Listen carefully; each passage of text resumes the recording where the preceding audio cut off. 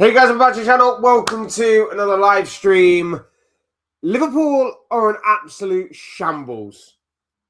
Liverpool are an absolute shambles. That should come as no surprise to anybody considering how our season's gone so far.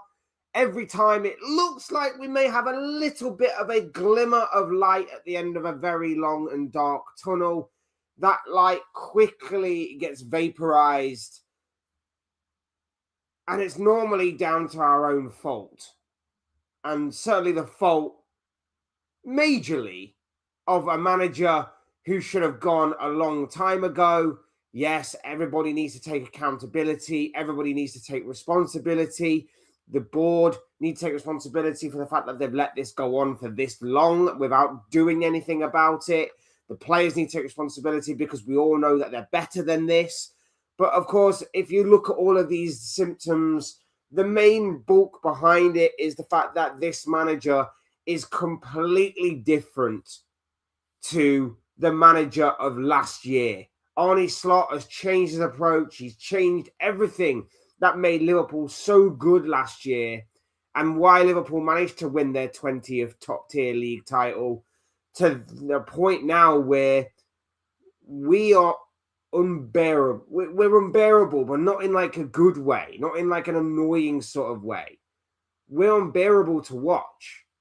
Watching us is painful. It's torture at times. It feels like it's a chore rather than a privilege or like a or like a reward for, I don't know, maybe for the working class people, like doing a long, hard week of work. Remember when it used to be like, oh, I can't wait to watch Liverpool play again. Felt so good to watch us play some great football, win games, go through certain challenges and come out on top. Now, it's painful. It's absolutely painful. It's like pulling teeth. That's how painful it is watching Liverpool right now. But doesn't this all sound too familiar? Doesn't this all sound too repetitive? Because it is. Watching Liverpool every week is very much repetitive. It's Arne Slot doing the same things week after week after week and expecting different results. And every time he does change it is in a must-win game for Liverpool. Look at Galatasaray, for example. Changed a few things here and there. We won the game. Why? Because his job was on the line. But then we go to Brighton and we get outplayed, outclassed, outmaneuvered, outmuscled, outthought. Everything, every metric we got outplayed with against Brighton. Same happened with Spurs. Same happened with Wolves. It was appalling on all accounts in the Premier League. And it's getting repetitive and it's getting boring. And you know it's getting repetitive and boring because every Liverpool content creator is saying the same stuff week after week after week after week. I apologize for my voice, by the way. I've got a cold. What a way to start off the week. Like, absolutely appalling. But, yeah, great. But every Liverpool content creator, like I say, is saying the same things week after week after week after week after week. It's almost as repetitive as what we are seeing on the pitch week after week after week after week after week. You want to know what the only saving grace is for Arne Slot this season as to why we might get top 4, top 5 into the Champions League for next season? Our saving grace is potentially the possibility that Chelsea might be worse than us right now. And not worse than us overall. I haven't had a worse season than us because we've spent 450 odd million and are the Premier League defending champions. But they might just be worse than us because their board run their club more like a business rather than a football club. And even then it's not a guarantee. Everton are currently 3 points behind us. If Brentford get their act together, they could overtake us. There are like 4 other teams that are below us right now, not including Chelsea, by the way, that might overtake us going forward, because we have opened the door massively to the possibility that they will overtake us and possibly make it into Champions League, or maybe even some form of just Europe in general for next season. This weekend was perfect for Aston Villa. A big win over West Ham. United dropped points. They got away with it, by the way, because obviously Liverpool and Chelsea both lost. So they can blow a huge sigh of relief. But Liverpool lost in an embarrassing way. Chelsea lost in an even more humiliating way. Brentford couldn't take advantage with a draw against Leeds. Everton with a massive win over Chelsea, as I mentioned before. It's awful. It's awful right now what is happening with this club. And we're a massive shambles. And even behind the scenes, we're a massive shambles. Even behind the scenes, it is god-awful. Michael Edwards sold a promise of multi-club ownership by FSG. Now, apparently, that's not happening. So he could be off. And maybe he's taking Richard Hughes with him, because you know how close they are. There's talk that Richard Hughes might be leaving. Our technical director may be leaving as well. There is all sorts of talk that there's going to be a lot of change behind the scenes. So there's going to be even more instability at the club going forward. There's going to be even more question marks at the club going forward. This once seemingly very stable football club is now in a complete and utter shambles, both on and off the pitch, in my opinion. No guarantees, just repetition that is boring the life out of me and everybody else watching this club.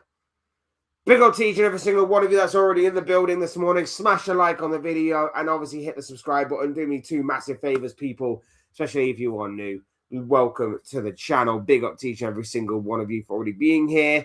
And also get involved in the chat. Would love to hear what you have to say about the football that played out this weekend. Not just necessarily Liverpool, but maybe you want to talk about other clubs in the Premier League, or maybe you want to talk about what happened yesterday in the Carabao Cup final as well. We will address those in due time as well. I want to make a video on the Carabao Cup and why it's not the end of the world for Arsenal. But at the same time, I was so glad that City managed to at least take one piece of silverware off of them this season. So very happy about that. But yeah, please do get involved in the chat, whether you're popping in just to say hi, whether you're telling me where you're watching from today, or what you're up to today or this week, or whatever the case may be, or you are talking football with me. Always appreciate you all being here and the interaction from you wonderful, wonderful people. Big up Lucas Talk Dons. He's in the building already. He says, we're going to bottle the league. Big up to you, bro. Hope you're doing well. Can't wait to have you back on YouTube, my friend. But I understand if you want to take some time out. That's really, really cool. It says, we're going to bottle the league. I think that might be a little excessive, dude. Don't get me wrong. I understand the fear. I understand the PTSD that Arteta's set in over the years. The thing I will say on this, I don't want to go too much in it because I want to make a kind of video on it later on. The thing I will say on it is that as bad as what yesterday was, the big decisive point in the entire game was playing Kepa rather than sticking with David Raya. Arteta should have gone with... Arteta shouldn't have played with fire or, you know, ran the risk of that happening. Now, I know that City did as well, but, he's Pep Guardiola. Pep Guardiola can do whatever he likes. Arteta doesn't have that luxury and leeway of being a serial winner in multiple competitions. So Pep can get away with it a little bit more. Arteta made the mistake of keeping Kepa in over David Raya, and he paid the price for it. And he paid the price for it because that's the main reason as to why you lost yesterday. Now, does it really affect you going forward? Maybe mentally it could do. Maybe if City were a bit closer, then mentally it could do. I mean, the idea is that obviously if City win their game in hand and if they beat you in a few weeks' time, then of course they're only 3 points behind one win. The thing that sticks for me, though, is the fact that City are still... I don't trust City to go on a run of 7 games unbeaten or 7-game winning streak, should I say. Or 8-game winning streak in their case, because obviously they've got the game in hand. I don't trust City to go on an 8-game winning streak. I back Arsenal to win more points than what City do come the end of the season, and that may include City beating you in the Premier League game that's coming up. It's not out of the realms of possibility for City to beat your lot, but then drop silly points to, I don't know, maybe, I don't even know who they've got coming up, like a Crystal Palace or something. I don't even know if they've got a Crystal Palace, but someone like that. They drop silly points to a team like that. I think you'll be fine for the league. It does raise some doubt, though, over the FA Cup, and I think it does raise some doubt in the Champions League. But I think you'll be fine for the league, bro. I wouldn't go a little bit overboard right now, but I can understand at least where you're coming from with that.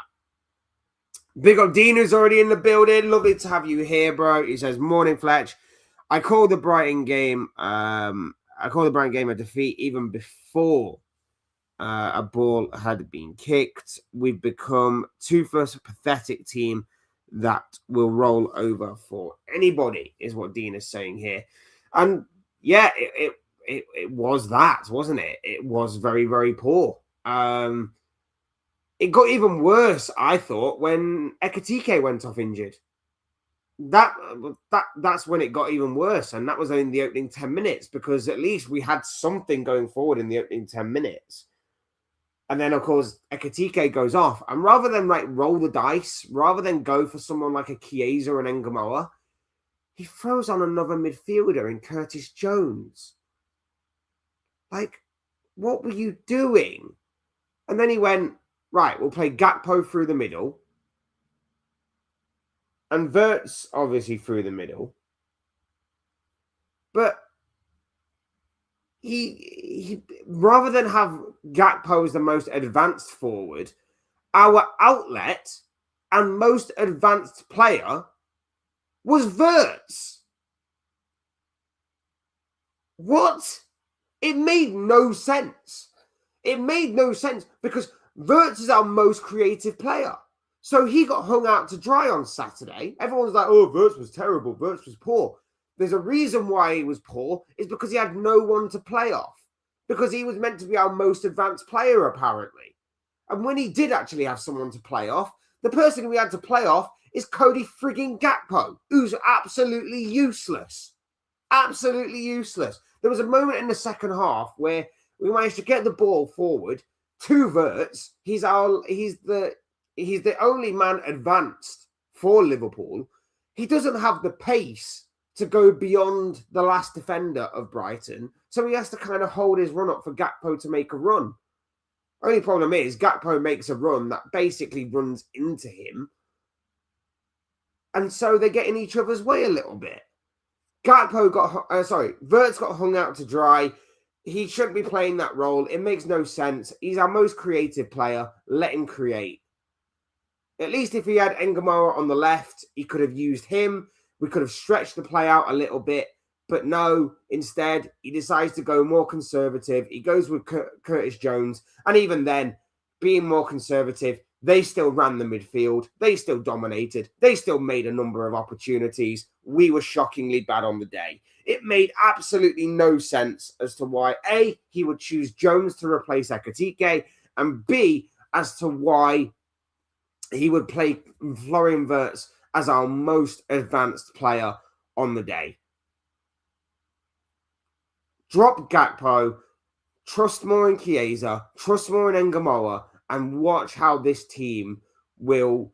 It may not win every game, but it might be a little bit more exciting to watch, and it might actually be great to see some players that actually want to fight, because after 50 odd minutes or so, they didn't have any fight in them. They were done. They were shattered. Their legs had gone. Their legs had gone in that game, and Brighton grew from strength to strength in that entire game.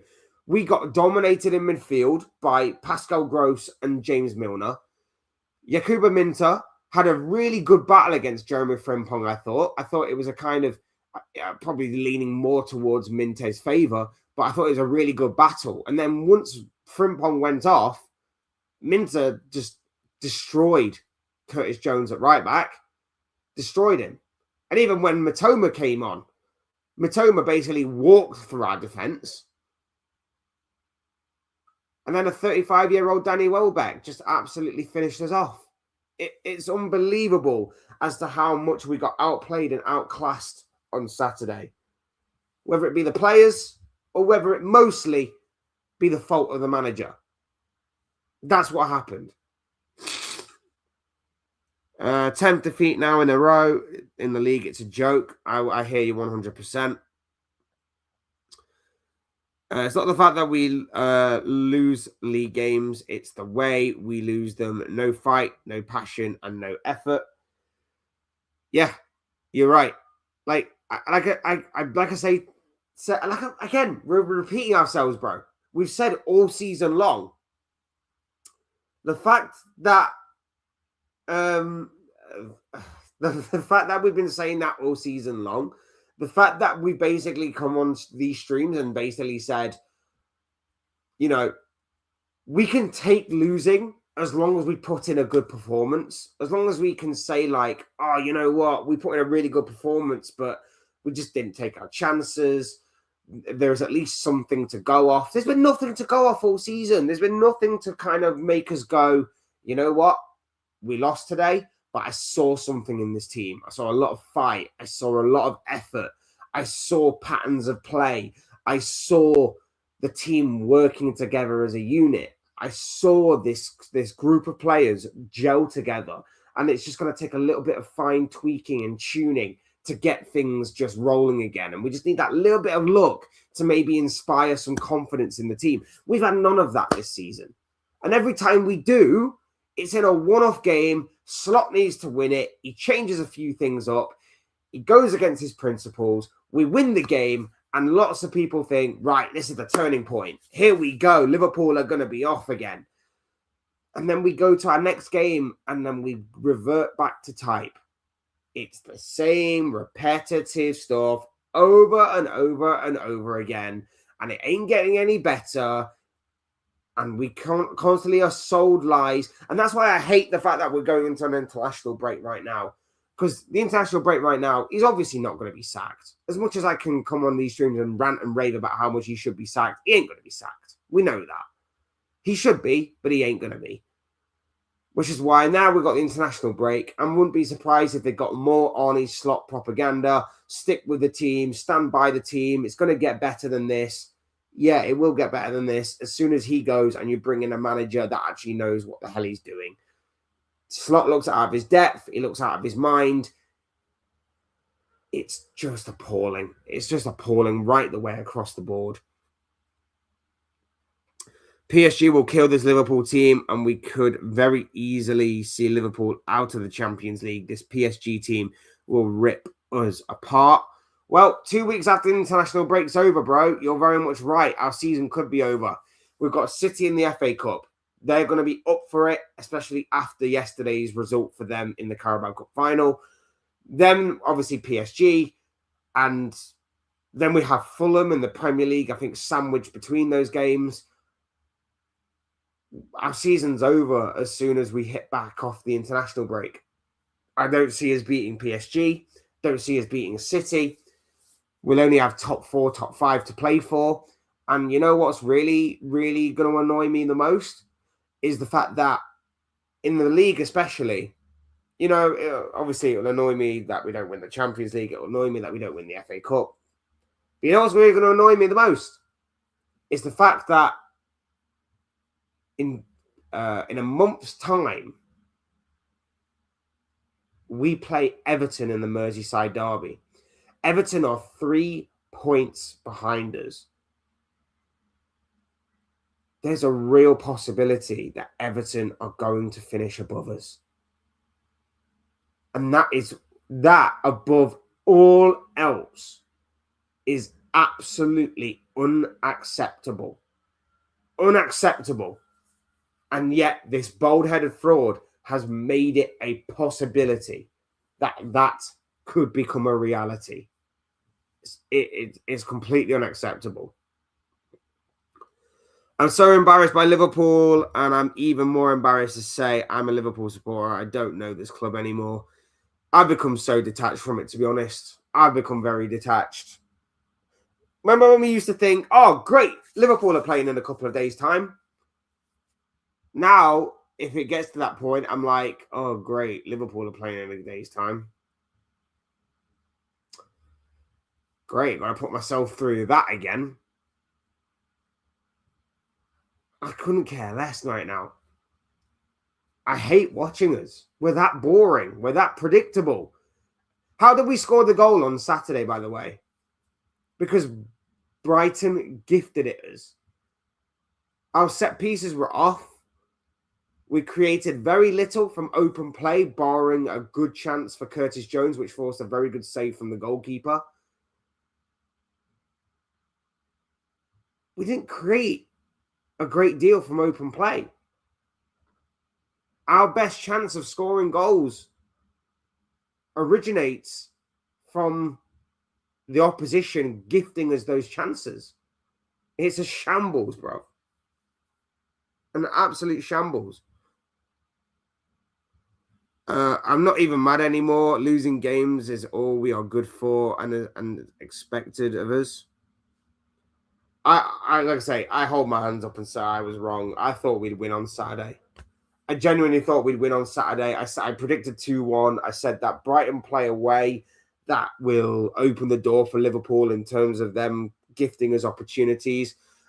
Apart from one moment that obviously Milos Kerkez incredibly anticipated very, very well. That was it. That's all they gave us. They gave us one chance and we took it. Apart from that, we had nothing.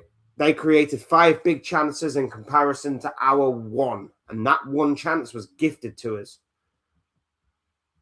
We were done. We're done.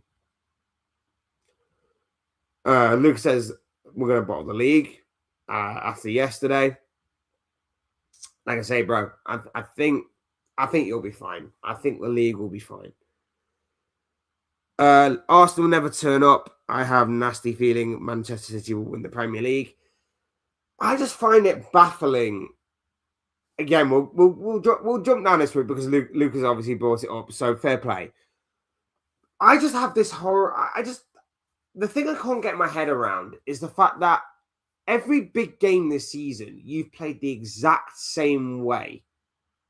Whether it be against Liverpool, both home and away, whether it be against Man United a little bit, whether it be against Man City a little bit, before obviously before they actually scored in that game, or whether it be there was another game, I can't remember which one it was, but every big game this season that you played against big opposition, you played the same way. You played this negative, conservative style in which it's like, just don't lose. Just don't lose. Even though you should be on the ascendancy, even though you should be on the front foot, even though you should be smelling blood, especially against Liverpool. The first half, you were fine. You were seemingly pretty comfortable. You had a game plan that you were working to perfection. City barely had a sniff in that first half. And then in the second half, City changed up their tactics and you went, right, let's be a bit more reserved. It's how I would expect you to play if you were going against them. Because let's not forget, like, if you go and get a draw against City in a few weeks' time, that is a perfect result for your lot. That's a perfect result. That's how I expect you to play in the league. Bit more negative, bit more reserved, and maybe try and hit them on the counter-attack because City obviously need to go out and get a win. But you played them in a cup like that.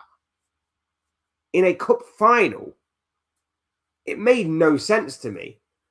And I know there were some bad performances out there. I thought Trossard was abysmal. Zubimendi was terrible. Saka, Starboy, least said about him, the better.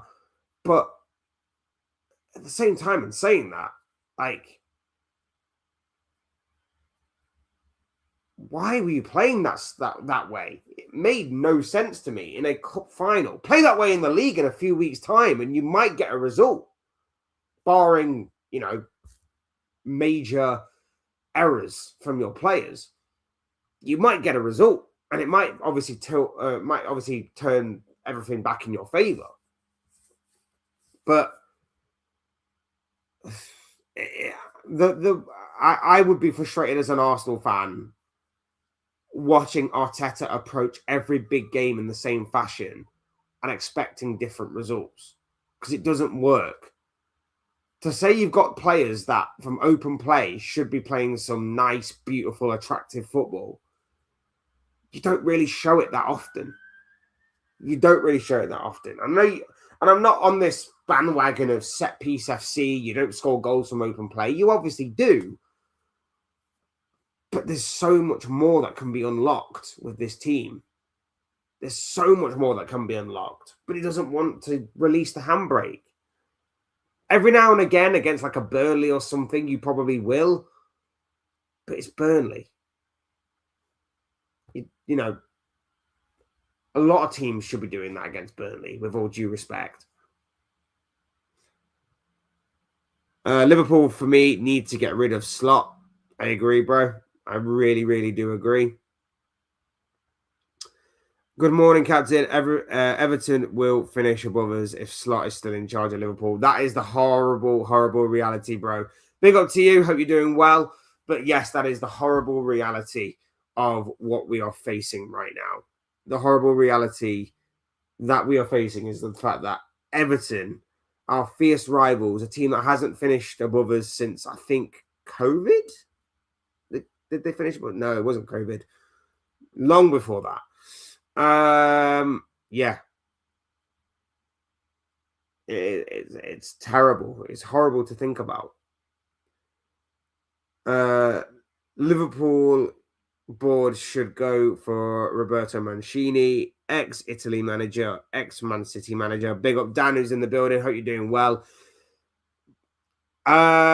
Not really on board with the Mancini thing. I've got to be honest with you, dude. Or Luis Enrique. Now, Luis Enrique would be my dream appointment. I would love Luis Enrique. That would be my number one appointment. But there's a perfectly good manager out there that is currently free, that's currently not tied to a job, in Xabi Alonso. We should have just got Xabi Alonso in. It makes sense. It's perfect. But apparently not. Why play Kepa is what Luca is asking here. Yeah. I mean, it showed loyalty because I think he's been your cup goalkeeper, hasn't he? So I guess it showed loyalty. But sometimes loyalty can backfire. And I know that from a Liverpool fan. Again, we trusted in the likes of James Milner, Jordan Henderson, Fabinho, Naby Keita for way too long than what we should have done. Even though they had injury issues, even though they fell off, even though their legs had gone and all of that stuff. We showed loyalty to that kind of midfield and midfield depth for way too longer than what we should. And it cost us to drop off, especially after that potential quad season. That was where everything fell apart for us. And the main bulk of that stemmed from those legs going in those players. So we know what it's like to have loyalty backfire on us, but that would be that would be the reason why Kepa played yesterday. He shouldn't have done it. He should have gone with the more tried and trusted David Raya. I know it would have been harsh on Kepa, but let's be real here. It's not exactly like Kepa is going to be the number one goalkeeper going forward. David Raya is and always will take that spot, especially whilst Kepa is there at the club.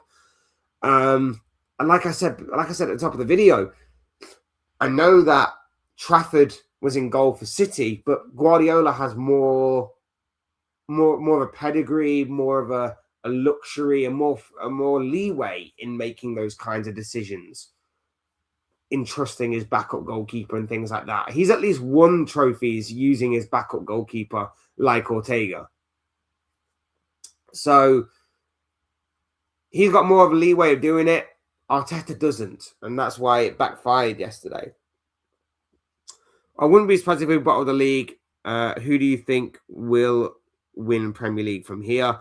Like I said, I'm still backing Arsenal too. And it's not even necessarily because Arsenal... It's not even because I necessarily trust in Arsenal. I mean, I trust them to potentially get more points than City, even if Arsenal do lose to City going forward. Like I say, it's more of a fact that I don't necessarily trust City to go on an 8-game winning streak, which I think they would probably need to go on if they are to obviously topple your boys at the top of the table. Not out of the realms of possibility. We've seen the City of old do it, but that's the key point. It's the City of old that would do that. City in their prime. City with the likes of KDB, Aguero, a fit and firing Phil Foden. You know, players like that. That's what the City of old would do. This isn't the City of old. This is a City that has dropped points to the likes of Brighton, Forest, West Ham. That's my bit that I don't trust. So, therefore, I'm going to pick Arsenal. I hope you do bottle it. Don't get me wrong. As a Liverpool fan that has a hard time standing some of your fans, some of your fan base, like... I can't stress that enough. Some of your fans, like yourself and like Josh, aka True Gunner, very, very good. Like their content, like the stuff that they say and things like that. Really do respect what you guys are doing and stuff like that. But there's just some of your fan base online that are crazy, that are deluded, that are just damn right weird. So for those for those people, I kind of hope you don't win it, in all honesty. Not only that as well, but you've got a very favourable run in the FA Cup. You've got a favourable run to the Champions League final. I don't want to see you win multiple trophies this year. I don't want to see you win a treble, which again, as I mentioned in the preview to the Carabao Cup game, the quad is on until it's not. Well, the quad's no longer on the table. But you know what is now on the table? A treble. The treble is on the table until it's not. Do I expect you to win the treble? Probably not. But there is no doubt about it that you could win a double. No doubt about it that you can win a double. If you say get Leeds or West Ham in the semi-final of the FA Cup, that's an easy gateway to the final for you. You're going to probably get to, at the very least, the semi-finals. I feel like Atletico and Barcelona has the potential to maybe knock you out of the competition. But again, I think you still have the odds in your favour going forward into those games. So I think you'll be fine. I think you'll be fine. Arsenal got to the Etihad. Arsenal need to win all of their games and draw to Man City. Again, the odds are in your favour in that game. You can play like you did yesterday, but just eliminate the errors. If you eliminate the errors, you probably come away with that game with a draw. But you did it in a cup game for some reason, which made no sense. Arsenal can't lose to Man City. Agreed. Because like I say, if City win their game in hand and they win against your lot, that's 3 points behind you. One game, I think the goal advantage is still in your favour. The goal difference is still in your favour. So, yeah, it's not perfect for your boys, but at the same time, it's not like it's impossible. It's not like it's unlikely. Let's put it that way. Yeah, big up to you, bro. Hope you're doing well, my friend. Hope you're doing really well. Liverpool board should go for Roberto Mancini, ex-Italy, ex-Man City manager, or Luis Enrique. They need to sack Slot during the international break. Keeps making up excuses every time we lose a match. It's damage control. Every time I hear this guy speak, it's damage control for him. It's almost like he's preparing himself for a job elsewhere and he's trying to protect himself, blaming the players, blaming the board, blaming whoever. Not maybe directly, maybe indirectly, but he's doing all of that stuff. He's like protecting himself. He's basically saying like, this is not on me. This is not my fault. This is the players. This is whoever. It's really, really bad. Like I say, I'm not necessarily on board with Mancini, but Luis Enrique, that would be a dream. I don't think it would be quite as simple to get him out of PSG right now. So, like I say, Xabi Alonso. Xabi Alonso for me is the way to go. Unless you can guarantee me that Luis Enrique will leave PSG and go to Liverpool, I will back Alonso all the way on this.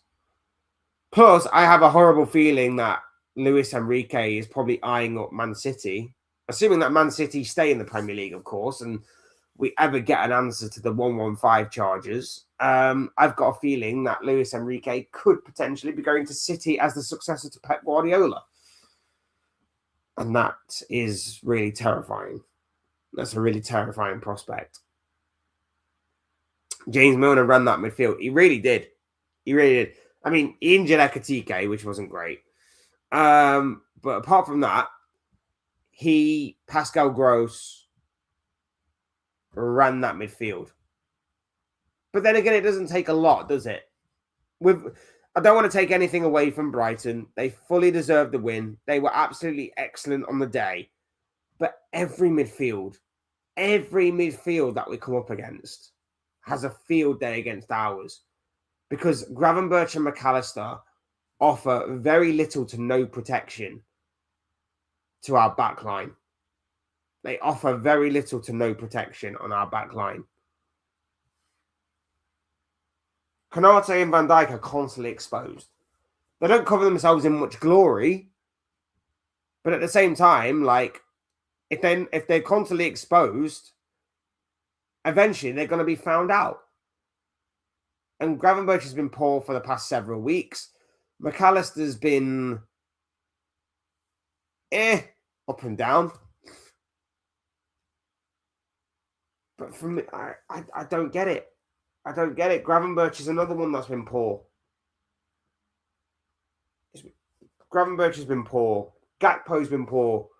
Again, we're saying the same things over and over again. The only two players, like I mentioned in my match reaction, the only two players that can come away from that game on Saturday with their heads held high is Mamadashvili and Engamoa. And Engamoa only had a cameo appearance of like 15, 20 minutes or whatever it was. Engamoa played 15 minutes and did more in those 15 minutes than Gakpo did, than what anybody else did. Everybody was poor. I thought Kirkes was actually okay. But after that, I'm struggling to think of who was actually decent. Wirtz got hung out to dry. Gakpo was typical Gakpo. Gravenberch was terrible. McAllister, slightly below average. Konate and Van Dijk, probably the worst players on the pitch. Frimpong had a good battle with Minter, but couldn't get into the game. It was actually difficult at times to work out who was playing at right back when Frimpong was on the pitch. It was actually difficult to work out whether it was Soboslai or whether it was him.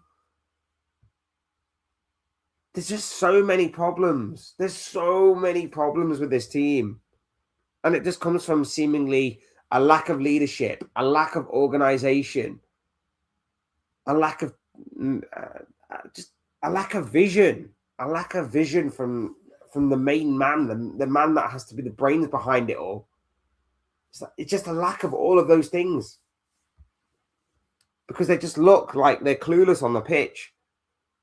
Like, when he gets rid of all of the overcomplicatedness, and when we have to win a game, and he basically goes, right, you're more comfortable playing this role, so you play that role. You're comfortable playing this role, so you play that role. That's when we're fine. That's when we're fine. Look at Galatasaray. Look at Real Madrid. 2 prime examples of games where we look so comfortable. Everybody knew their role. Everybody did their role to great effect. It was all going really, really well. And then you have games like Wolves, games like Tottenham, games like this past weekend against Brighton, where he basically goes, right, McAllister, you're going to do a lot of running today. I know it's not your game, but you're going to do a lot of running today. Gravenberch, you're going to be not doing everything but your actual job. Wirtz, you're going to be playing as the last man for us. You're going to be our outlet. Even though you're our main creative force, you're going to have barely anything to create because you're going to be the last man. And when you do have someone up with you, it's going to be Cody Gakpo. And we know how useless he is. But I won't ever sub him or take him off or anything, because why would I do that to the person that I love so, so much?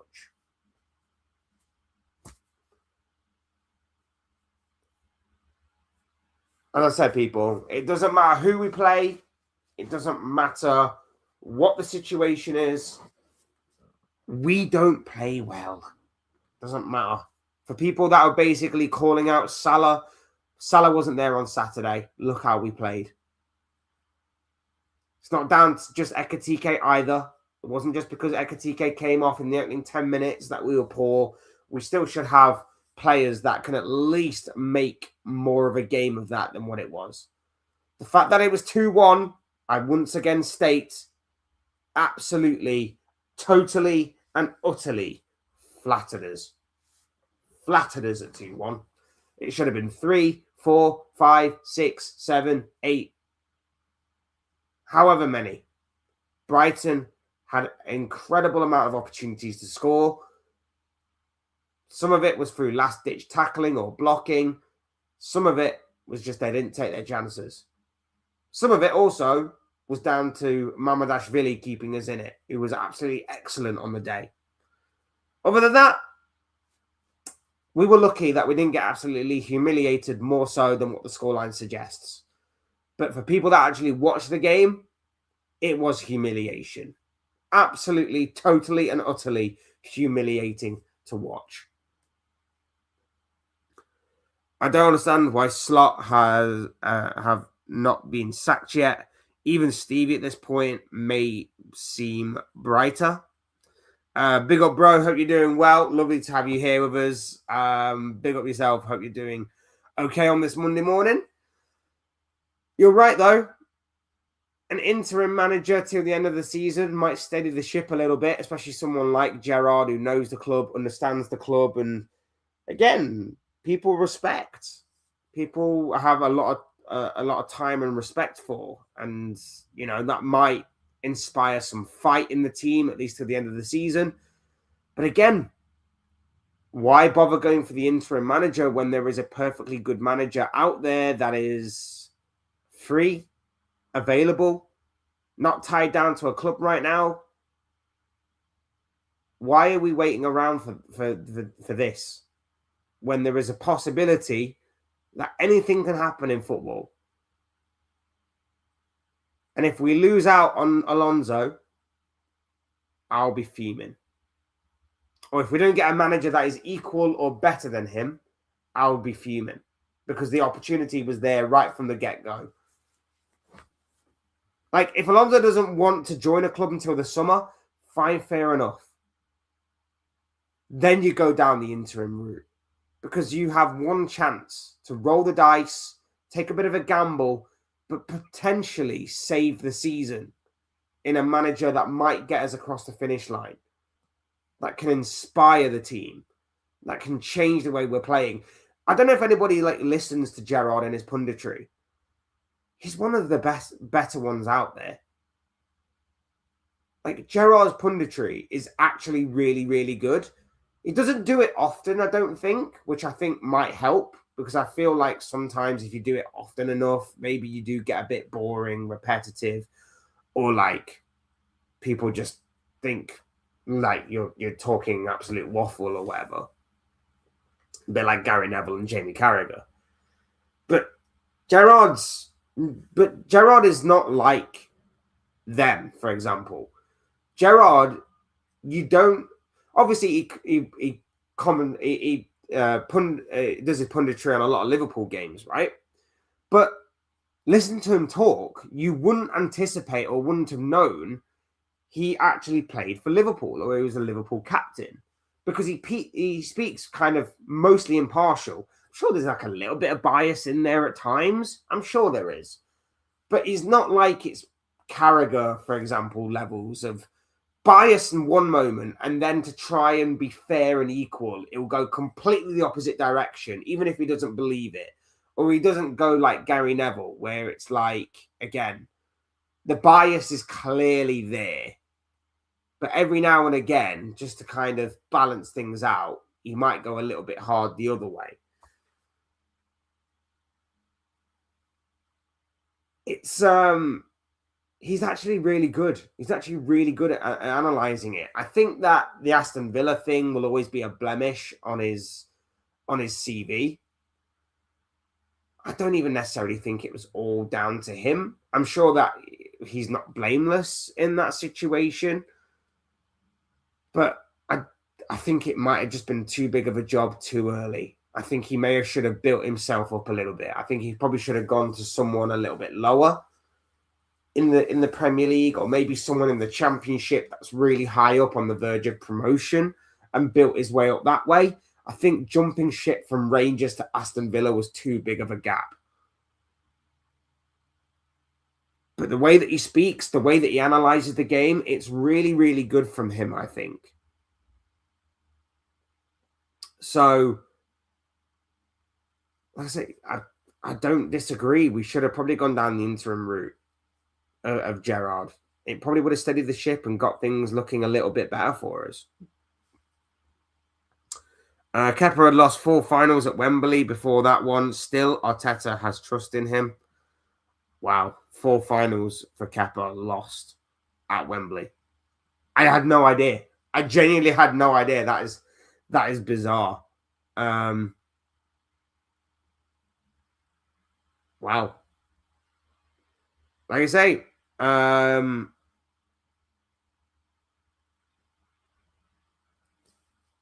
Arteta made a mistake. Arteta shouldn't have played with fire. Arteta should have secured the trophy. Instead, he took a gamble. He took a risk in the secondary goalkeeper, and it backfired massively. Big up Geordie Dread TV. I hope you're doing well, my friend. Unfortunate. I assume you're a Newcastle fan. Geordie Dread. Unfortunate result for you guys yesterday. Hi, Captain Flashing Trap. Big up Abdul, who's in the building. Hope you're doing well, my bro. Smash the likes and subscribe. Yes, people, do as my bro Abdul says. Smash the like on the video if you haven't already, and subscribe if you're new. Both things will always and probably be greatly appreciated. Watching Liverpool is like torture. Boring, slow, side to side, passing backwards, passing side to side. No fight, no toughness, and no physicality. Yep. Summed it up perfectly there, bro. Absolutely summed it up perfectly. Football has been saved for 2 more months. Big up Alf, who's in the building. Brilliant result for your boys yesterday. Brilliant second half performance by City. And yes, I think on behalf of a lot of football fans, right the way across the board, it's ironic that we're saying that City saved football yesterday. It's completely ironic that we're saying that, but yes, you are somewhat right, my bro. You kind of did a little bit.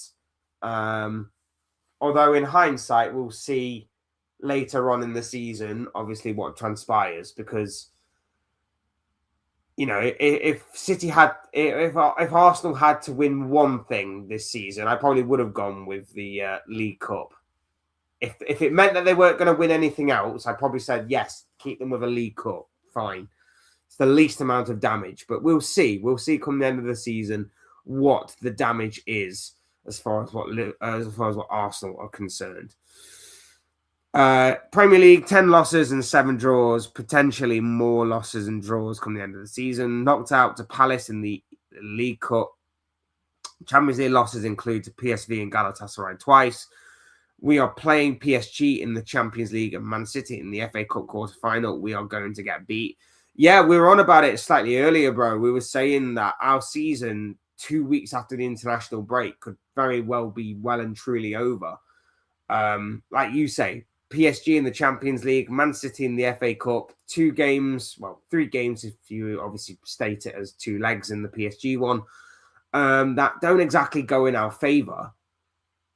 And then we've got Fulham in the Premier League sandwiched between them all.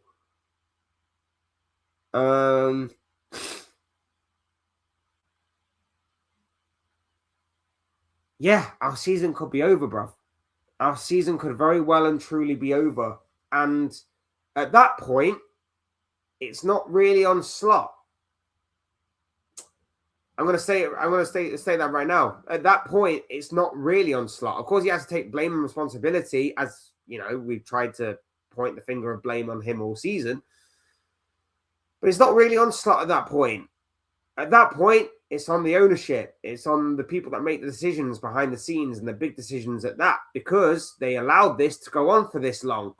And even though every or majority of Liverpool fans have been calling out this all season and saying, like, look, this has the potential of going south ASAP, you need to do something about it. They sat on their hands like they normally do when it comes to making big decisions. And they decided, we'll wait it out. We'll wait it out. We'll wait it out. We'll wait it out. That's what they do when they make big decisions. Look at the fact that Mark Gahey is now playing for Manchester City rather than Liverpool. Look at the fact that Antoine Semenyo is currently playing for Manchester City rather than Liverpool. A number of players over the years that Liverpool have been after are playing for their respective clubs right now rather than Liverpool. It's the same old story over and over and over and over again. And Liverpool have once again, in this situation, sat on their hands, hoping that things will play out all right. Rather than act and do something about it, we've decided, nope, that's not going to happen. We're going to sit on our hands and we're going to hope and pray that this all works out for the best. And it never does, surprisingly. Surprisingly, when we don't act, things don't work out for us. Who'd have thought it? Look at what City have done. City have gone out there and they've bought Semenyo and they've bought Gahey.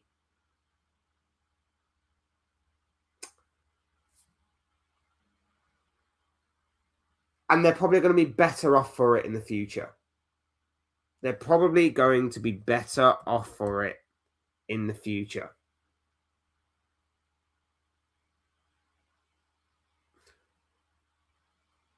Semenyo played yesterday.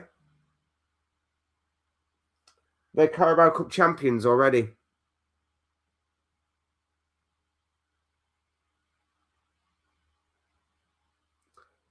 That's what a team that is ruthless does.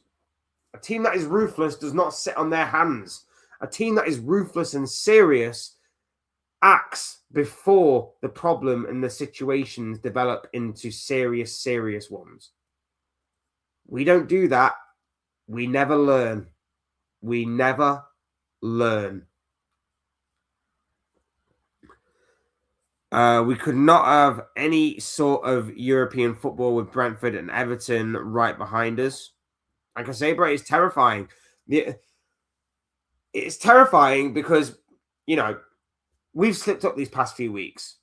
Now, we are so fortunate that Chelsea have also slipped up these past few weeks. It's also crazy to think that we've lost to Wolves, we've drew to Spurs, and we've lost to Brighton. And Chelsea are still behind us. That's kind of funny to me. But Everton have closed the gap. Brentford, if they hadn't slipped up against Leeds and they hadn't have bottled a 2-goal lead against Wolves, they would have been very well and truly ahead of us by now. Simultaneously, if we'd have actually won our last 3 games, we would have picked up 8 more points. We would have picked up 8 more points in our last 3 games had we won all of those games. And we'd be sat right now in 3rd place. 3rd place, and things will be looking at least a little bit better than what they are. But the reality of the situation is we've got a manager who doesn't know what he's doing. We've got a manager who's out of his depth. We've got a manager who would rather be on the beaches of Ibiza than managing this Liverpool side. It's awful. It's god awful what is going on right now. Losses to Palace 3 times, Man City twice, Galatasaray twice, PSV, Chelsea, Man United, Bournemouth, Brentford, Forest, Wolves, Brighton. Drawn to Leeds twice, Arsenal, Fulham, Sunderland, Burnley, Spurs. More losses and draws possibly on the way. Yep, you're right, bro. Again, we've gone through that. We've gone through that stuff on previous streams. You're 100% correct. What FSG and the board not acting on a slot? What's shockingly bad? What's shockingly bad at set pieces? Can't break teams down. Long ball crosses. No fight. No toughness. No aggression. No duels. No 50-50. No tackles. Unacceptable. Yeah, I mean the only thing that I think's improved this season is the fact that we're better from set pieces. That's the only thing I would say that we're better at this season than in previous years. We're better at set pieces. Wow. We've spent 450 million in the summer of 2025 just to get slightly better at attacking set pieces. Still can't defend them. Can't defend against the high press. Can't defend against the low block. Can't defend against any sort of physicality or intensity or tenacity. Can't defend in general. Got no organisation in the midfield. No leadership in that team. Our attack is as blunt as a spoon. We make the wrong decisions time and time again. But hey, at least we actually look decent from set pieces. Except for Saturday. Saturday, we did not look good from set pieces. Liverpool players look tired and fatigued. We have a small squad and no depth. I mean, I don't want to play the injury card, but we have had a number of injuries this year. I think that needs to be looked into. I'm not using it as an excuse. I'm just saying that needs to be looked into. Frimpong's been in and out of the team. I know that Isak was a freak accident, along with Leone's was a freak accident as well. So that those two were bad, but yeah, even like, you know, I just don't get it. I don't get it. It's the same stuff over and over again, and like you say, we look tired and fatigued. And after about 50 odd minutes,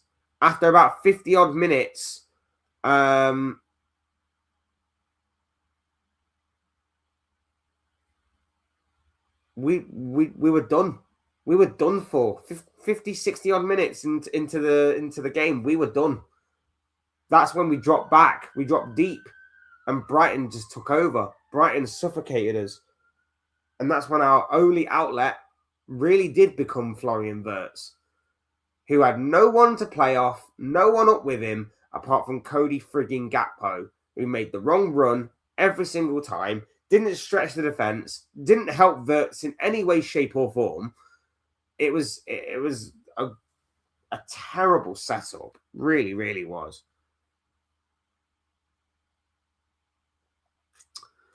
Yeah, but it feels like Arsenal fans are all is all over now with thinking they would have had a guarantee win if they did not play Kappa but Raya.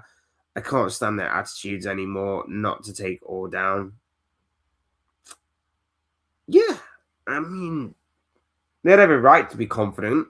Don't get me wrong; they had every right to be confident, especially with the form that City were going into that final with.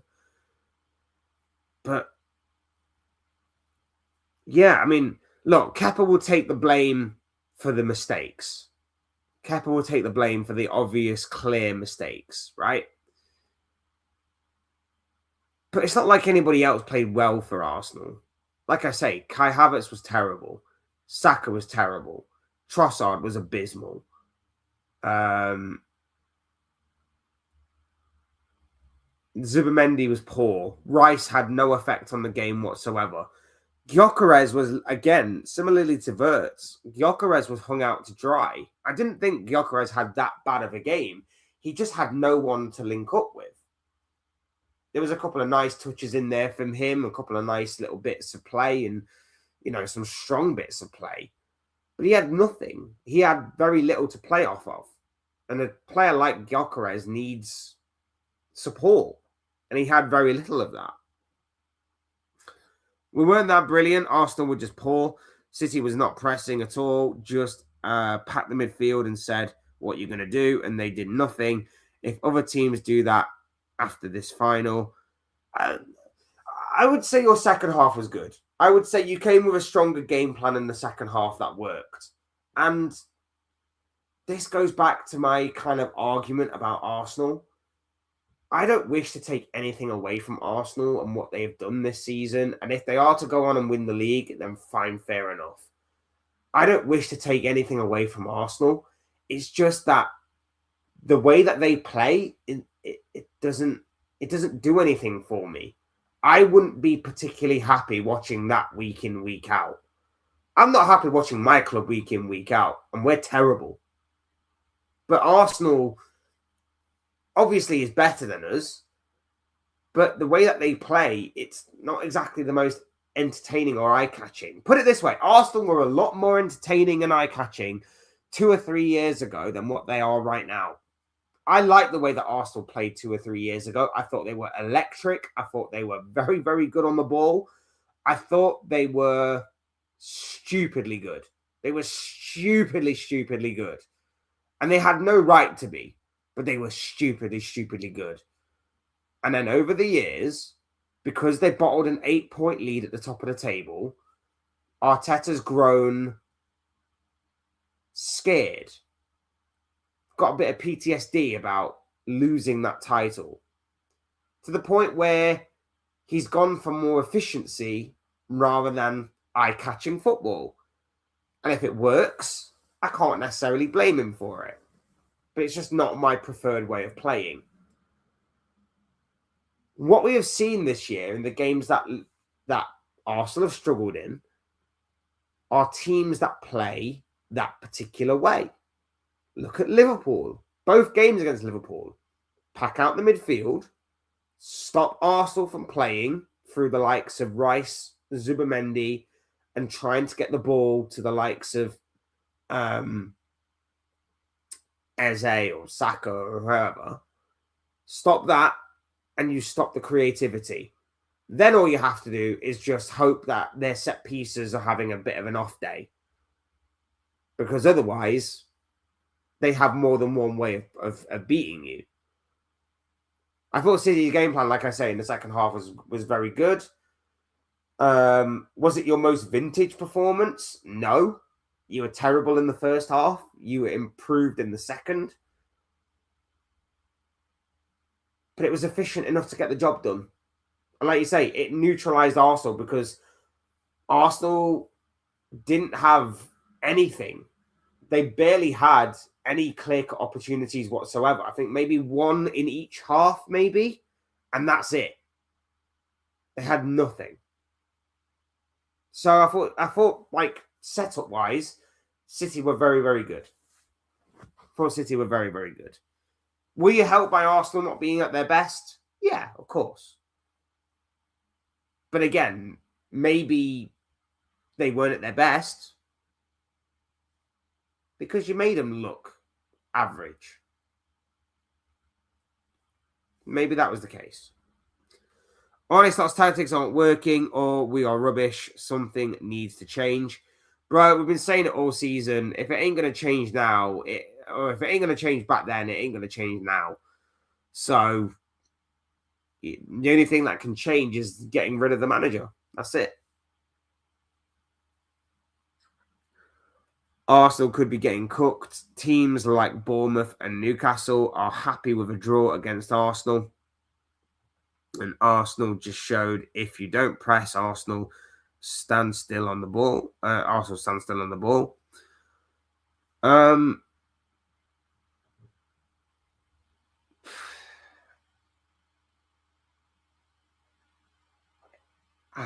don't know. I don't know. Because again, if that's the case, they should have studied the Liverpool game. Because both Liverpool games, especially, were key highlights of how you play against Arsenal. The Liverpool games, the Aston Villa game where they lost to Villa, that was also another game in which you could see where Arsenal struggled. Dropping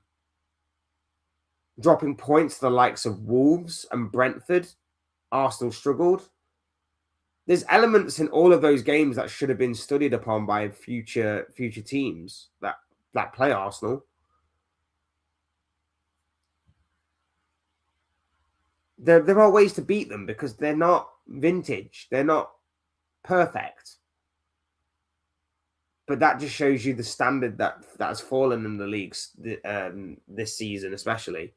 Like, it's easier to coach these teams than what it would have been several years ago with Pep and Klopp at the helm. That's why the competitiveness of the Premier League is at an all-time high, and why I believe the standard of football, the quality of football, to be at a very low, I guess.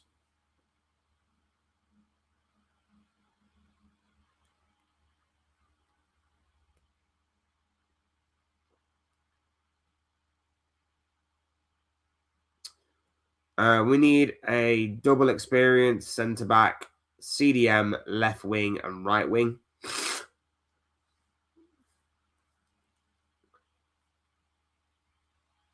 Oh, 2 experienced centre backs, got you. We need 2 experienced centre backs, CDM, left wing, and right wing.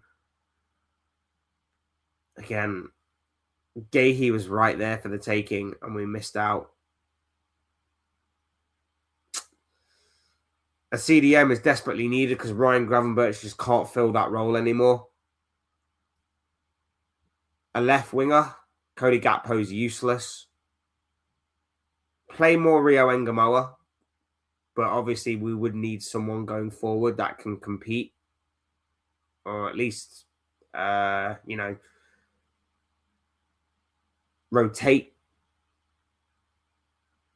And a right winger for Salah, yeah, because we don't have a right winger. If Salah's not in the team, we don't have a right winger. And I don't ever want to see Jerry Frimpong at right wing again. Don't want to see that.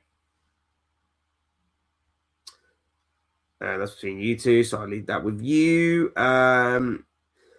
We need a CDM to control the midfield, keep it simple, portraying with headers, organisation, communication, excellent passing forward with tackles with 50-50 duels, protect back four and sit in midfield.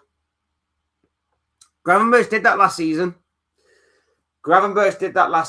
And this year he's dropped off. Him and McAllister were excellent last season. Excellent in doing that. We don't do that anymore. We don't do that no more. Shocking. We don't protect. We don't battle. We lose all of our duels. We're not tenacious or intense enough.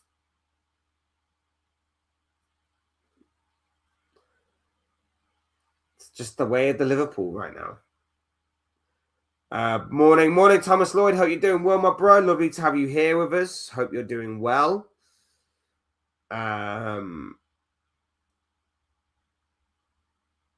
Every match is different, of course, and so many times it doesn't go according to plan.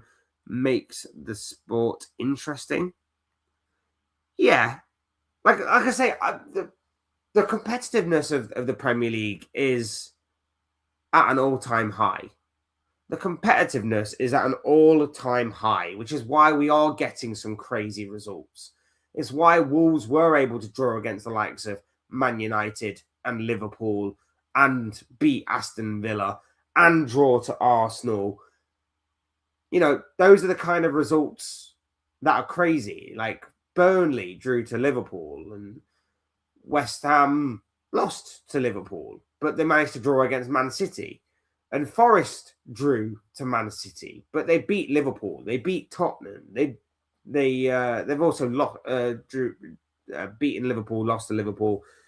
You know, the topsy-turvy, crazy results show the competitive nature of the Premier League, which I don't really remember this being for a long, long time, especially when you consider that Liverpool and Man City especially in the Klopp and Pep era, set the standards for just destroying teams left, right, and centre by picking up 92, 94, 96, 97, 98 points a season. Even in Centurions, 100 points. So the competitive side is the highest it's been in many a year. The problem is it's not exactly pleasing on the eye. It's not exactly entertaining, I don't think. And to be fair, if it works and you are winning, like an Arsenal, for example, you don't need it to be entertaining. If you can find a way to be entertaining and winning, great. But if you have to take one or the other, of course, a lot of people would take winning. Because even though there are some people out there that go, oh, yeah, well, I'd rather my team to be entertaining than winning. There are actually some people out there that would prefer that. They're like, oh, I'm bored of watching us. Even though we won, I'm bored of watching us. They're the same people that after about 3 results of losing in back-to-back games, but playing well, would turn around and go, I'd rather us win. I would want us to win a game every now and again. That would be nice.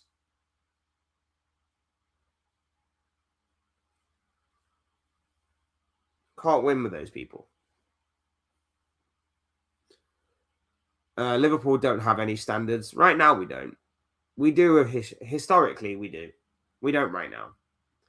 If we did, we would have sacked Slot a long time ago. After Man United, and most definitely after Forest and PSG. Oh, sorry, PSV, sorry.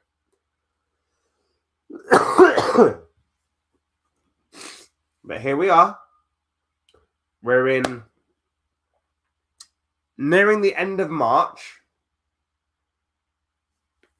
We are into the international break, and Slot is still in charge. And our season is on a ticking time bomb. Our season is timing out. And I'm not just talking about the end of the season. I'm talking about in about 4 weeks' time, our season being over and done with. I'm talking about PSG knocking us out the Champions League. I'm talking about City knocking us out the FA Cup. And I'm talking about the likes of potentially Fulham and Everton maybe putting a final nail in our coffin of top 4, top 5 for the season. We are currently 5 points adrift of 4th place. 5 points adrift of 4th place, Aston Villa. We are 1 point ahead of Chelsea. We are 3 points clear of Brentford, 3 points clear of Everton, and 5 points clear of Fulham.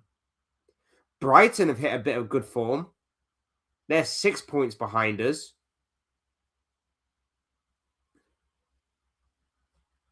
We've still got to play Everton.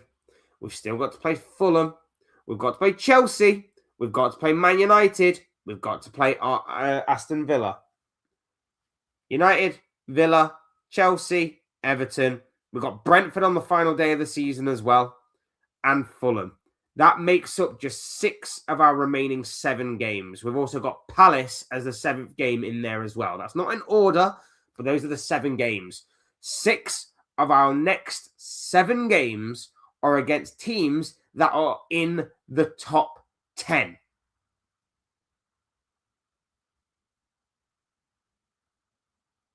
Six of our last 7 games against teams that are in the top 10. And not only are they in the top 10,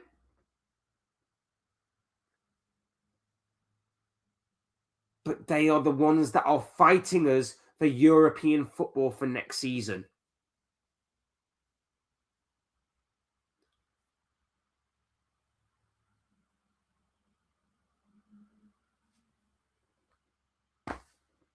Who exactly is confident going into that run of form?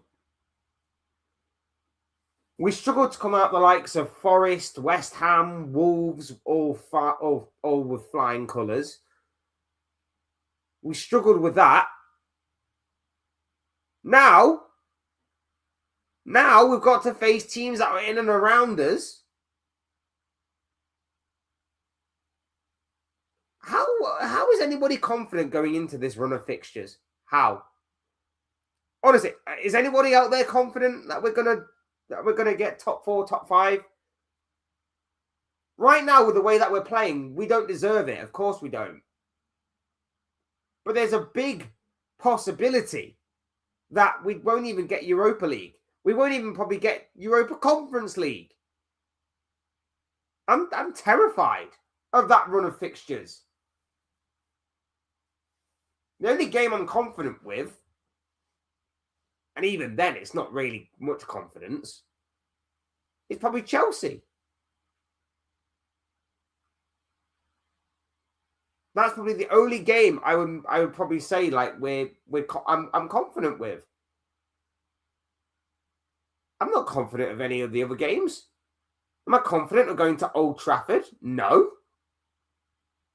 Aston Villa could possibly be a win, considering maybe where Villa are at the second to last game of the season, and if they are in the Europa League final or not. That could be a possibility. I'll grant you that. Brentford, if they're playing for European football, are going to have the bit between their teeth.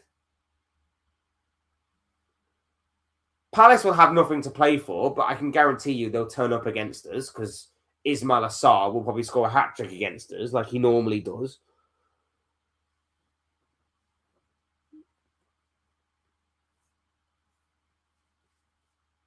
Everton at the Hill Dickinson Stadium, the first Merseyside derby at a senior level at the Hill Dickinson Stadium,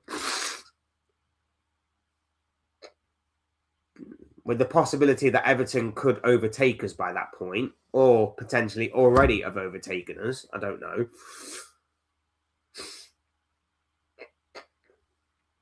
Fulham's always a tricky game for us, whether it be home or away.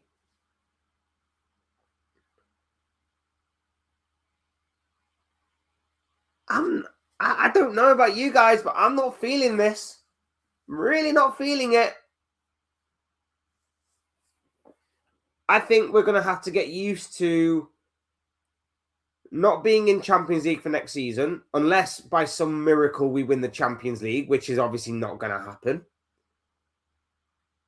And then we're going to have to contend with the excuses of why our summer transfer plans have gone skewed. Because this is all a knock-on effect. This is all a knock-on effect. This is all a knock-on effect.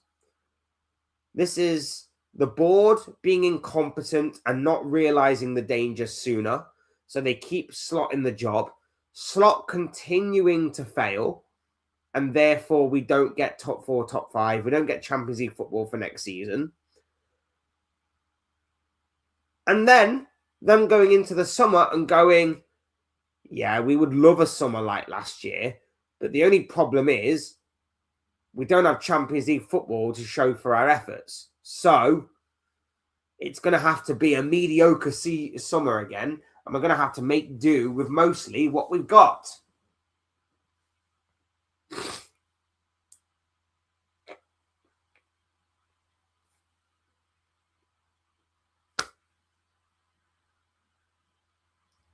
Can't wait for that kind of spiel to come out. Can't wait for James Pearce and friggin' Ian. Is it Ian Doyle? I think it's Ian Doyle and whoever else to come out with the kind of excuses and the and whatever else is gonna come out of their mouths and out of their minds and onto paper that basically states, "Oh, it's not Slot's fault. It's the players' fault. It's the club's fault." Well, not they wouldn't never blame the club, especially James Pearce. It's the players' fault. It's the fans' fault. The fans, if the fans have got behind the team, Liverpool might have actually got Champions League football this season. All of that crap. Can't wait for all of that. Coupled with, and that 500 million war chest that Liverpool have. That's gone now. Gone. That's not going to be seen. Not going to be seen. We'll only have 200 million to spend this year, and only that is because we'll probably sell Salah to Saudi.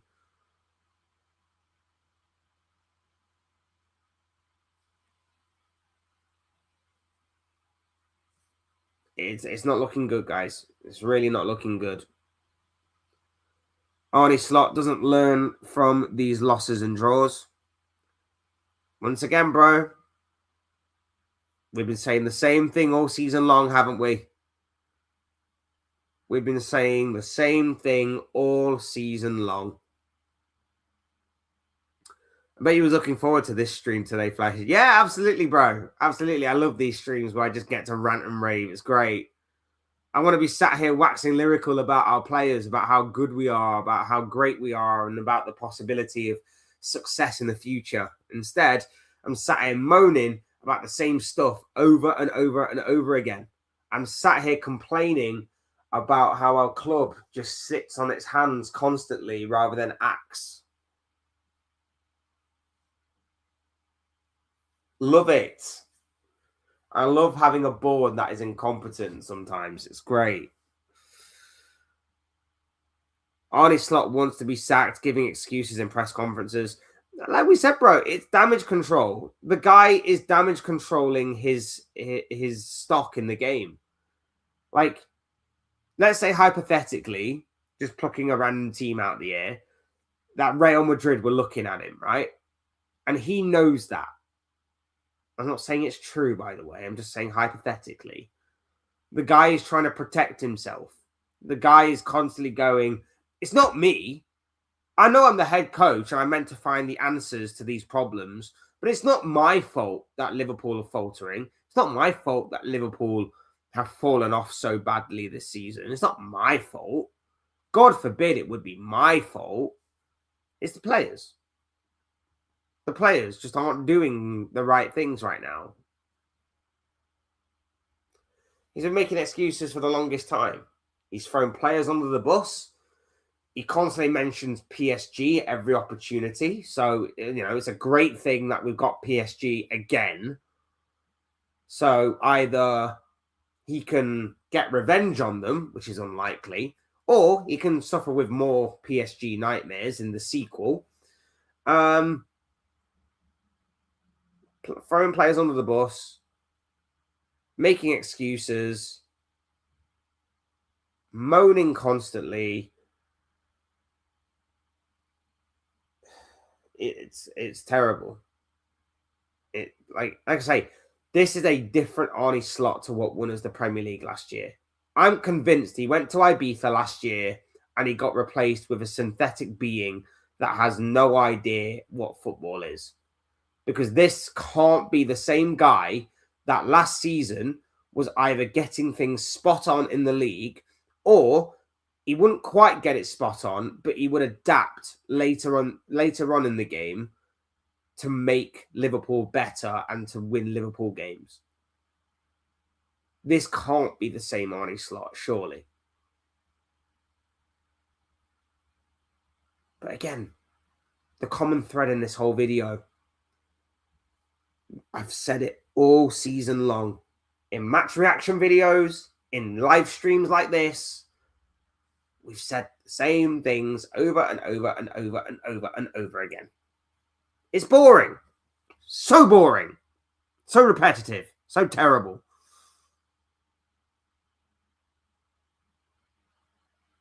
But it's just happening again and again and again.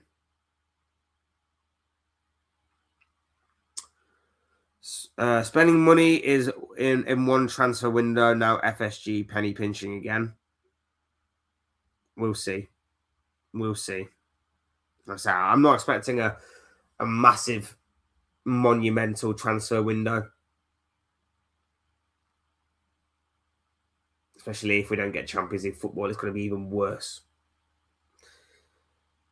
Big up the Blue Baron. Hope you're doing well, my friend. Lovely to have you here with us. It says Liverpool won the title. Yes, we did. Last season. Give bad season and you want him out. Yeah. I mean, look. If we were title challenging and coming second, if we were second, or even if it was like a close 3-horse race and we finished third and we missed out on the title by like a point or a couple of points or maybe like goal difference, we probably wouldn't be saying Slot out, because we would be like, okay, cool. We're at least title contending. We're not title contending. We've dropped off so bad this season. We've spent 450 odd million on brand new players that a lot of teams would have given their right arm for in one window, let alone across a series of windows.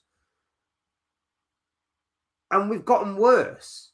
There's been no signs of improvement. There has been nothing to suggest that we're going to get any better. We're making the same mistakes over and over again. We're playing the most boring, blandest, most pedestrian, side-to-side football you've ever seen. And like I said, things aren't improving. If we could see improvement, if we could see that we were sort of playing better, if we could see a way that we were obviously going from strength to strength, then maybe we'd be sat here and giving the manager a bit more leeway. Maybe we'd be sat here going more on the players. Maybe we'd be sat here going, you know what? We just need that little bit of luck that maybe goes with it. Or maybe we're just lacking a little bit of quality in a certain area. But the fact of the matter is that this is a terrible season that shouldn't have happened this way, but it has happened this way, and there's no signs of it improving.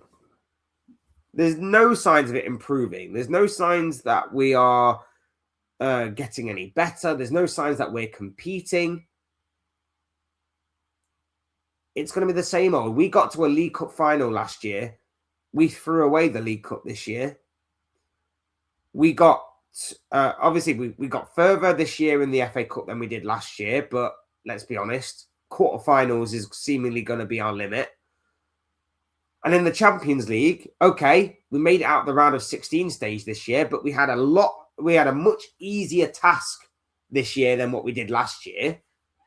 And even then, we still almost fumbled it, because if Galatasaray hadn't have been, well, their fans hadn't have been such idiots in getting them all banned from the stadium at Anfield, it could have been a very different atmosphere, and it could have played into Galatasaray's hands a little bit more. Could. I know that obviously Galatasaray are terrible away from home, but even so, a lot of teams are terrible away from home, and they still come to our ground, and they still humiliate us.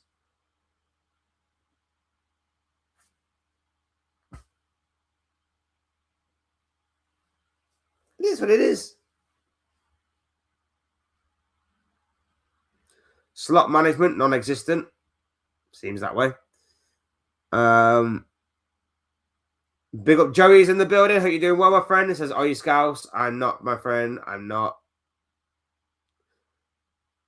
Ranieri got sacked when he won the league.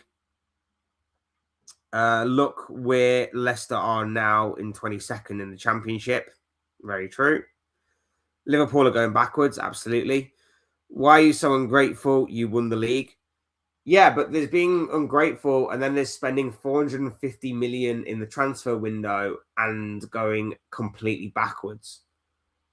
Like, are you seriously saying that Liverpool aren't the most embarrassing team or the most underperforming team this year?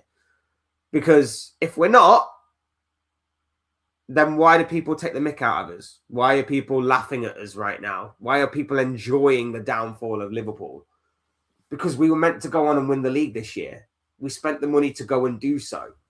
We were meant to go and not necessarily clean sweep the entire board of trophies, but we were meant to go and compete, and we're not competing. We've fallen off in the league to a point where we're currently 5th, but it could be a hell of a lot worse in about a month or two's time. We threw away the League Cup. We're possibly going to be going out the FA Cup at the quarterfinal stages. And in the Champions League, we're going to go out again to PSG. That's not competing. That is not competing. And it's not about being ungrateful. Regardless of what happens this season, Premier League-wise, at least, we're the most embarrassing team. We're the most underperforming team. That's just the fact of the matter, regardless of what happened last year. I'm thankful that he won us a Premier League title. I really, really am. I'm glad that he made that memory for me. I'm glad that we got to celebrate it, because obviously we couldn't really celebrate it during COVID. It produced incredible scenes. I'm happy for that. But the fact of the matter is that you go into a new season full of hope and optimism, and you just see a team that has spent 450 odd million in the summer go backwards. No signs of improvement. Boring to watch. It feels like more of a chore to watch Liverpool these days than what it does a privilege or a getaway or a reward or whatever the case may be. It's not about being ungrateful. It's about having the expectations that are matched. Again, if we didn't win the Premier League this season, but we were at least competing, if we finished 2nd or 3rd, a close point or 2 or a goal difference behind Arsenal, at least we could go, you know what, we were just a little bit unlucky this year, but next year we'll go again and we'll get the job done next time. Fine, fair enough. We'll keep Slot in the game. But it's not panned out that way. It's not panned out that way.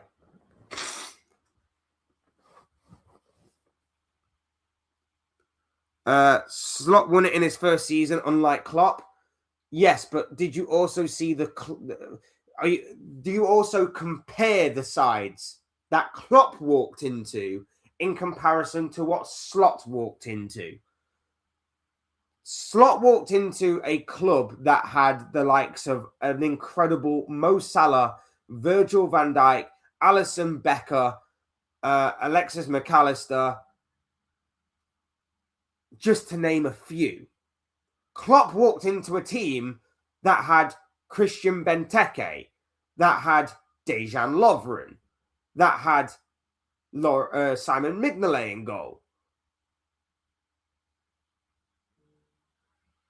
Like, come on, bro. I don't know if you've been in the chat before, but I kind of feel like you're better than that. Kind of feel like you're better than that. Tottenham Hotspur, West Ham, the other teams which are jokes other than Liverpool. No, we're still the worst team this season. We had higher expectations than them. We spent a lot more money than them. We are still the biggest joke this season. There's nothing will change that. Unless, of course, we win the Champions League, which is, again, extremely unlikely. Nothing will change the fact that this season has been a complete joke for Liverpool and has been absolutely poor. Nothing's going to change that. Liverpool are not Man City, who won the title for 4 seasons in a row. Okay. But why can't we go and do that? Why can't we go and do that?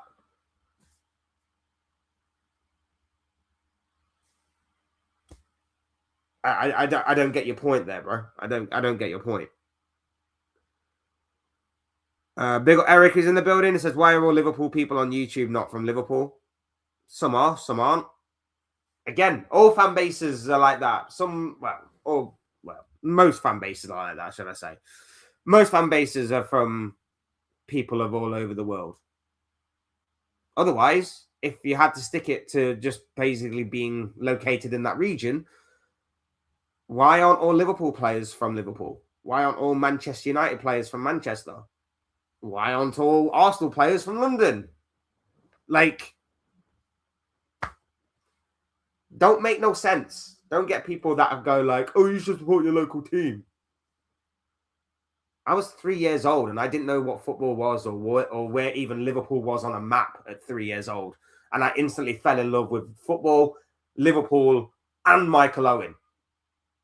Michael Owen was my hero growing up. And then obviously he went to Real Madrid, broke my heart. And then I was like, I'm sticking with Liverpool anyway. Like, I'm not going to like follow Michael Owen. That's stupid. Even at that young age, I still, even at the age of, when did he move? 2004? So I would have been 7. No, 6, 8. I would have been 8. Even at 8 years old, I was like, I still know to support the team rather than just a player.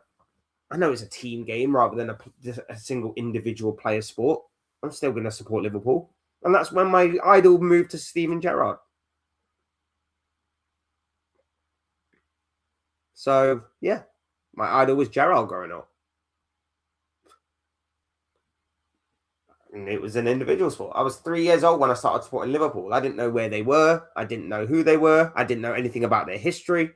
I didn't know anything about them when I was 3 years old. I just watched them one day and fell in love with football and fell in love with the sport and fell in love with, like, say, Liverpool Football Club. Simple as that.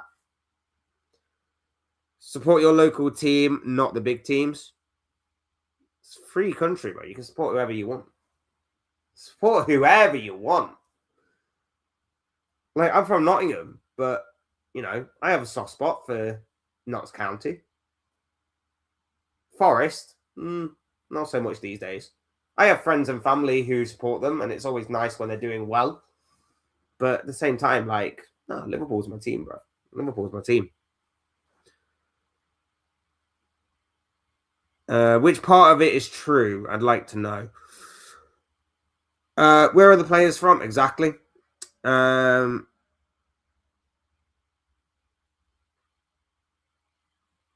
are born where you were born and can support Liverpool. Yeah, exactly, bro. Like I say, I watched Michael Owen. I idolized Michael Owen when he was at Liverpool, and that's what made me fall in love with Liverpool to begin with. And then of course he left, and that was like my first like, what the hell are you doing? Why is this happening? But then I stuck with them. I stuck with the club. I stuck with the club rather than just go, because I could have easily gone, yeah, I want to be a Real Madrid fan now. That would have been proper glory hunting without actually knowing it's glory hunting. I just followed Michael Owen that way. But no, I stuck with Liverpool, and I was like, right, my favourite player right now is Gerrard. Gerrard is going to be my main guy. Look what happened. Foreign players, foreign coaches, foreign owners and executives, but foreign fans is a yes, Al. This is it. This is it. And especially because your club, especially, are going to get this now. You know, with the insane amount of growth that your club has obviously captured over these past 15, 20 years or so, with the takeover, with gaining success on a domestic and continental level, the growth that you've done on and off the pitch, you're going to get a lot more fans that are going to be growing up as City fans. Because I imagine a lot of City fans were probably growing up as City fans inside of Manchester. I doubt there were too many that were growing up outside of Manchester as City fans, especially when there's another Manchester club not too much of a distance away from you that obviously were taking the main headlines. But since City's takeover, especially City's takeover, and especially since you've started to win more trophies and things like that, you're going to get more City fans popping up across the globe, whether it be in Africa, whether it be in North America, whether it be in South America, wherever the case may be, you're going to get a lot more City fans that are going to be going through this. And you're probably going to get the same people that are going to be like, are you from Manchester? Are you from Manchester? Or if you're not from Manchester, you can't support a Manchester club. It's ridiculous. Absolutely ridiculous. You are 100% spot on and correct, my bro. Strange people that, for whatever reason, instantly think like things like that are exclusive. You have to be born in the city to support to support a certain club. Like I say, I have a soft spot for I have a soft spot for Notts County, 100%. I hope that one day Notts County can elevate themselves in the league to a point where there is a potential that maybe one day we do see them back in the Premier League, back in top flight division, shall I say. I'd love it if County got back there. But I doubt it will happen in my lifetime unless something big changes. Forest, when Forest got promoted, I was happy to see Forest back in the Premier League, where they belong. Sort of. Their ownership these past couple of years has made me think otherwise. I think Marinakis is a right prat. But yeah, that's just me. Someone who was 6 in 2012 is now 20. There's a lot of young City fans coming through in the next few years. This is it. You gain a bit of success, you gain a bit more notoriety, you get a bit more of the spotlight taken on you, and especially because, like I say, Man United have fallen off as well. Your boys have become very successful over the years. You've grown your club extremely well, whether it's all ethical or not, we'll wait and see. I just had to throw that in there. Sorry, dude. Whether or not you've grown the club on and off the pitch in terms of success, in terms of financial gain and like I said, coverage across the globe, as well as on a continental level, winning the Champions League, and on a domestic level, winning so many domestic trophies, FA Cups, League Cups, Premier Leagues, even Centurion seasons and treble winning seasons. You've done it all these past 15 or so years.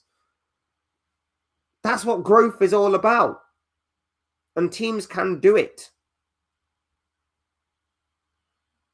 But yeah. But yeah, you can do it. And like you say, there are a lot more younger fans coming through of these kinds of teams now. There are. And it's great to see, because it's what football is all about. Football is inclusive to everybody, and football is include. It doesn't matter where you're born or where you're from or anything along those lines. Like, football is universal in that sense. So it's inclusive to everybody. Bit strange that you had to justify yourself on who you support. You can support who you want. Very strange. Yeah, I know, but there are some people out there that want an explanation, and I'm happy to basically, I'm happy if they politely ask the question. I know they kind of seemingly didn't in that. Neither Eric or Lion 2, I hope I'm pronouncing that name right. Neither of them seem to really suggest that that they were asking a question in a kind of polite way. But even so, like I'll be straight up and honest. Like, okay, I have no real ties to Liverpool. I have no real, bloodline that runs in Liverpool or anything along those lines. Like, I don't think I'm from Liverpool at all. But the reason I support Liverpool is simply because I grew up watching Michael Owen and I loved Michael Owen and I loved, therefore, Liverpool. And even at the age of 8, I still had the knowledge to be like, okay, this is a game in which it is basically about the team rather than an individual player.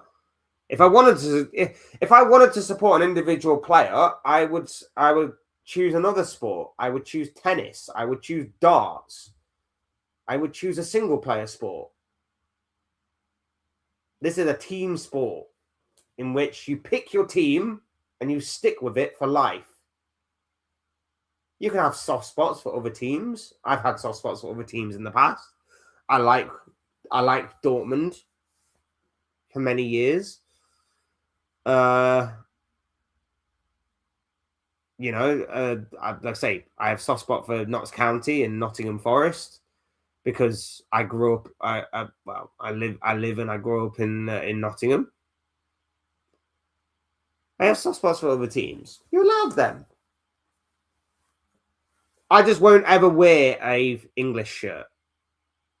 I won't ever wear a football shirt of a team that's in the same country as me, unless it's for like charity or I lose a bet or something.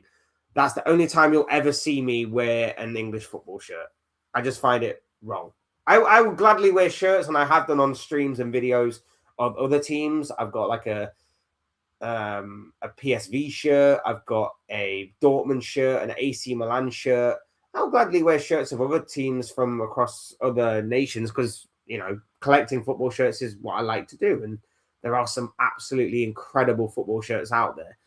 But no, that's the one thing I'll draw the line on. Don't ever wear a shirt of another English club unless it's for charity or unless it's for a bet. Those are the only 2 times it is acceptable. Even if Spurs won't get relegated, and it will be West Ham, that is still a massive club to relegate. When is the last time West Ham went down? Arguably, West Ham is a bigger club than Spurs. Big up, Marco. Glad that you're here, my dude. Happy that you're here with us. Hope you're doing well.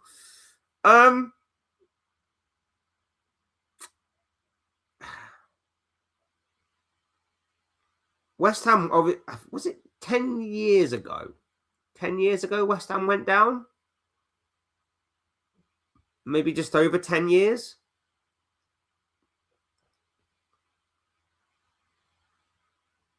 I feel like it was just over 10 years ago. I want to say like 2013, 2014. Oh, I don't remember now. I don't remember. When did they go down? Let's have a look. When did... 2011. Okay, so I was a little bit off. 2011 is when West Ham went down to the Championship. It was a big deal then because, West Ham were a big club to go down.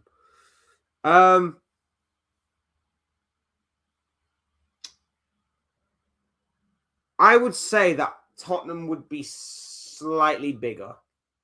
And that's only because of the amount of money that they have, the stadium that they have. I would say that they are the bigger team to go down. I'd say Spurs are the bigger team to go down. Do I think that they could go down? I don't know. I'm going to leave that a bit open-ended because I want to save something I want to save some content for the international break. So, yeah, look out for that across the international break. I'm going to be looking to the relegation battle. I think Forest may have just survived. I think that win yesterday for Forest may have just kept may just keep their heads above water.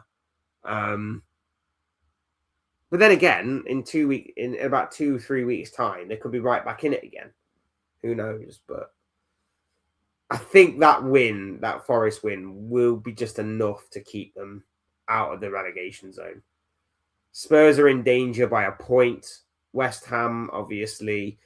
I think Wolves, as much as I would love a great escape, I think they're done for. Burnley are done for. It's just between West Ham and Spurs. I say maybe Forest are still in danger, but I think that win yesterday was massive for them. Tuchel picking Spence over Trent is mental. Tuchel will make sure England won't come anywhere near the World Cup trophy. Look, it's an experimental squad, and I haven't been following La Liga as closely this year as what I normally do. But from all intents and purposes, it seems like Trent's defending is still very questionable. Seems like Real Madrid fans are not entirely happy with a certain Trent Alexander-Arnold. So we shall see. Leeds are still in serious relegation danger. They could be dropped into it. I think Leeds will be fine. I think Leeds will be fine.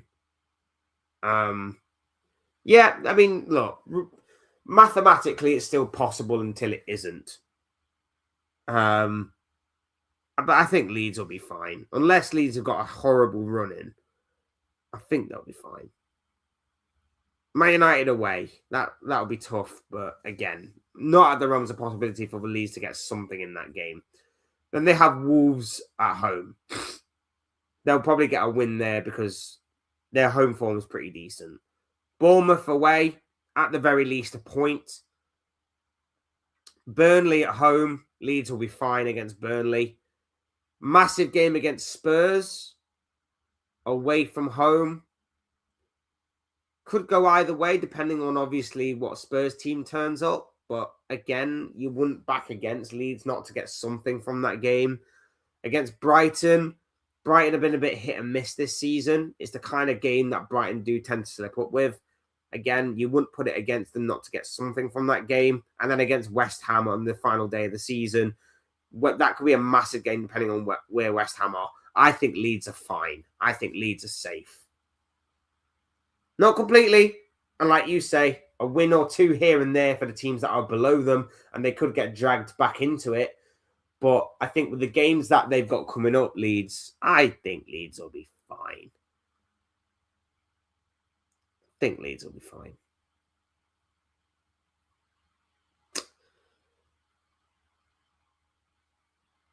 We shall see anyway. Like I say, a lot coming up. A lot we're going to be looking into in this international break. We're going to be looking more in depth at top 4, top 5 race. We're going to be looking into the Premier League title race as well between Arsenal and Manchester City. Looking ahead to the battle at the bottom of the table in the relegation fights, and probably any other content that we can look at. Maybe doing a bit of a team of the season kind of thing so far. I don't know. Because international break, especially this one, very boring, very pointless. Couldn't care less about it. I'm just glad. The only thing I'm glad about is the fact that I don't have to watch Liverpool for another couple of weeks. But I probably would have to hear a lot of PR BS from Liverpool's social media accounts, bigging up Arne Slot, bigging up the club, telling us to get behind the club going forward, telling us to get behind the team as we enter a very tough run-in and all of that stuff. Yeah, all of that stuff is probably to come these next couple of weeks. But That just is what it is. Leeds just 4 points above the safety zone. Yeah, but they've got a favourable run coming up. They've got a favourable run coming up that I think will be fine. Plus, I can't see the teams that are below them getting many points either. So I think they'll be fine, Leeds, in all honesty. Some fun World Cup playoffs scheduled this week. Yeah, I mean, that's the upside to it. There will be some interesting World Cup playoffs. Couldn't care less about England, obviously. There'll be 1 or 2 games that I might keep my eye on, but for the most part, I couldn't care less about the international break. Couldn't care less. Italy could miss their 3rd World Cup in a row, or is it the 4th last time they played? They won. No, they were in the 2010 one at least.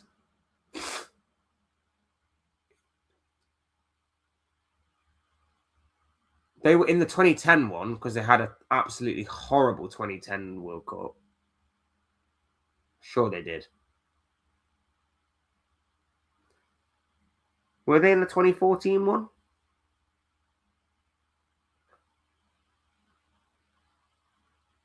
I don't remember. My memory is shot to pieces. Why don't I remember anything? My memory's gone. My memory's gone.